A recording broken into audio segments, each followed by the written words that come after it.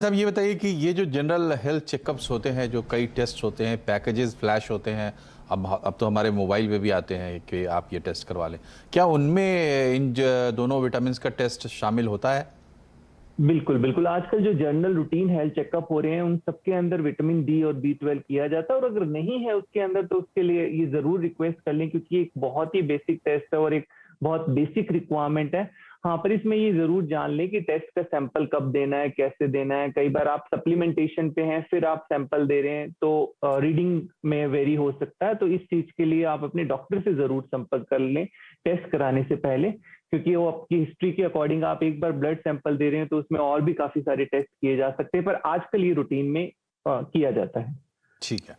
Doctor श्रद्धा, ये बताइए कि अगर किसी को इनएफिशिएंट है या डिफिशिएंट है विटामिन डी, विटामिन बी, क्या सप्लीमेंट ज़रूरी है या खान पान से इसको मेंटेन किया जा सकता है? कब तक खान पान से इस पे आप कंट्रोल कर सकते हैं और कब आपको सप्लीमेंट की ही ज़रूरत पड़ती है? बिल्कुल।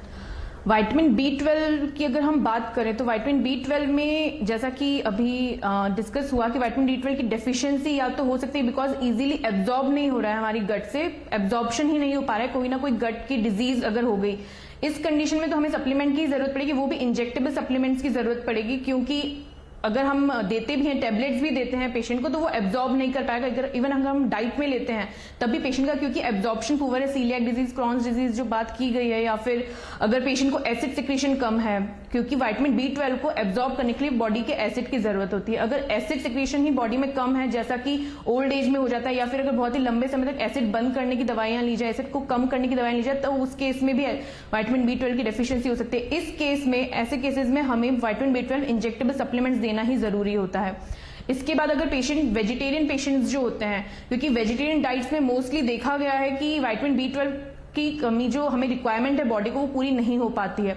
तो अगर वेजिटेरियन या वेगन पेशेंट्स है तो उनमें हमें सप्लीमेंटेशन की ही जरूरत पड़ती है, जो कि ओरल या इंजेक्टेबल फॉर्म्स में हो सकते हैं। आजकल इवन नेजल स्प्रेज भी आ गए हैं विटामिन बी 12 के, जो कि बहुत ही कन्वीनियंट रहते हैं, उनसे भी बहुत ही अच्छे से विटामिन बी 12 को सप्लीमेंट किया जा सकता है।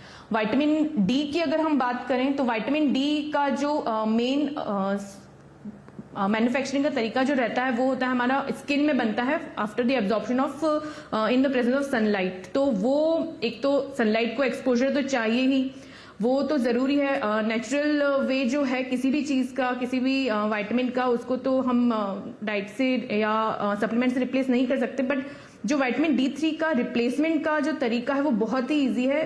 वंस वीकली एक कैप्सूल लेना होता है, जो कि हम अगर 4 to 8 वीक्स तक लेते हैं तो विटामिन D3 की जो सप्लीमेंट जो डेफिशिएंसी है उसको बहुत ही इजीली हम पूरा कर सकते हैं। इसके बहुत ही फास्ट रिजल्ट्स रहते हैं। बेसिकली इसमें बेनिफिट इसलिए पेशेंट को एकदम दिखता है बिकॉज इसके रिजल्ट्स बहुत ही फास्ट आते हैं और बहुत ही अच्छे आते हैं जी। तो ये इन दोनों तरीकों से हम B 12 और D3 को सप्लीमेंट कर सकते हैं जी।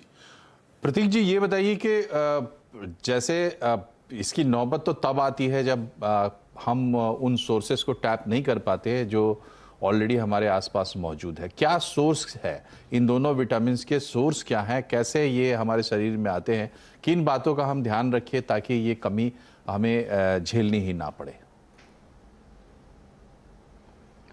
जी, विटामिन बी की बात रही तो vitamin B you can easily consume, आप बहुत सारे प्लांट्स में अवेलेबल होता है। आप देखेंगे जो हमारा डाइट कल्चर जा रहा है, जो न्यूट्रिशन कल्चर जा रहा है, वो इस तरफ जा रहा है कि हमको रेडिली अवेलेबल फूड्स मिले, तो हम लोग मैक्सिमम टाइम फास्ट फूड्स की तरफ जाते हैं, जिसकी वजह से हम लोग ज़्यादा प्लांट्स कंज्यूम नहीं कर पाते। आपके maximum green leafy plants, beetroot, all these are really rich in vitamin B and you will get a lot of vitamin B अगर आप एक बार दिन में इसको कहीं पे भी कंज्यूम कर पाए, whether it's in the form of a salad, a juice, a smoothie. आप अगर डेली इसको कंज्यूम कर पाए तो ऑब्वियसली आप डेफिनेटली आपके विटामिन बी लेवल्स हाई रहेंगे, आपका ब्लड फंक्शनिंग बराबर रहेगा, आपका न्यूरोलॉजिकल फंक्शनिंग बराबर रहेगा। एंड विटामिन डी का तो इतनी सारी स्टडीज आई है recently. There is a professor called doctor Huberman, Stanford के प्रोफेसर है, उन्होंने पेपर दिया है with 25 different papers in supporting कि अगर आप सुबह के 1 to 3 आवर्स में अगर आप सनलाइट में निकलोगे for just 5 to 10 minutes, that is more than enough sunlight for you throughout the day, you don't need to get out. And अगर आप अपना सन लाइट एक्सपोजर, जो हमारा स्क्रीन टाइम एक्सपोजर है, आफ्टर 10 PM to 4 AM अगर आप वो cut down कर दोगे, so it will show significant results in the absorption of your vitamin D. Your hormonal function, आपका जो मेलेटोनिन है वो भी बेटर होगा, मतलब द वे यू स्लीप, आपका स्लीप साइकिल बेटर हो जाएगा, आपका शुगर टॉलरेंस, वो सब मतलब ओवरऑल जो आपका फंक्शनिंग है ना, हार्मोनल फंक्शनिंग, वो सब लाइन पे आ जाएगा। सो मतलब it all comes back to एकदम बेसिक हैबिट्स कि आप सुबह जल्दी उठे, एक छोटे से वॉक पे जाए, ज़्यादा प्लांट्स खाए और टाइम पे सो जाए। अगर आप ये सब ऑब्जर्व कर पाएंगे तो ऑटोमेटिकली आपकी health because of these vitamin बहुत ही एनहांस हो जाएगी। ये एक बात और बताइए, एक रेनबो डाइट की बात होती है, सुनने में बड़ा अच्छा भी लगता है,